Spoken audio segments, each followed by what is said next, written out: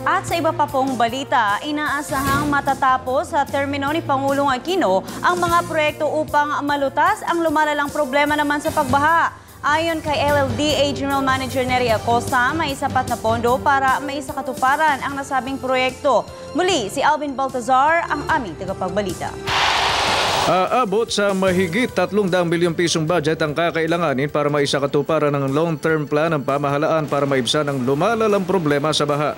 Pero ayon kay Laguna Lake Development Authority General Manager Nery Acosta, uunti-untiin muna ng gobyerno sa pamamagitan ng medium-term solution ang tungkol sa flood problem.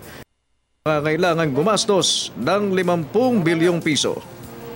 Nasa NEDA board na na-approve na ay anywhere sa remaining term ni Pangulong Aquino ay 50 billion plus, up to even 300 billion kung talagang tutuusin na hindi lang ang Laguna Lake Basin, kung hindi ang Metro Manila at ang Central Luzon, na ito ang pinaka-vulnerable na mga hotspots.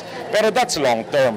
Pero in the next few years, you should easily look at 50 billion of infrastructural interventions. Paliwanag ni Acosta na sa ilalim ng medium-term solution, hindi garantiya na 100% nang mawawala ang mga pagbaha at sa halip, maiibsan lamang ang paglala nito. Bukod sa pagtatayo ng mga infrastruktura, paglikha din ng basin na magsisilbing tagasalo ng tubig ang kanilang itatayo at isa sa mga lugar na posibleng paglagyan nito ay ang bahagi ng Espanya.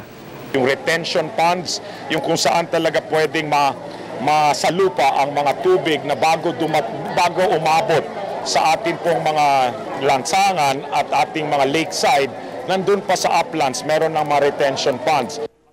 Kahapon ay sinimula na ang kauna-unahang water pinagtulong-tulungan ng iba't ibang sektor na talakayin ang mga solusyon, hindi lang ang problemang kinakaharap sa baha, kundi pati sa iba pang aspeto ng usapin na may kaugnayan sa isa sa pinakamahalagang kailangan ng tao, ang tubig. Para sa Telebisyon ng Bayan, Alvin Baltazar.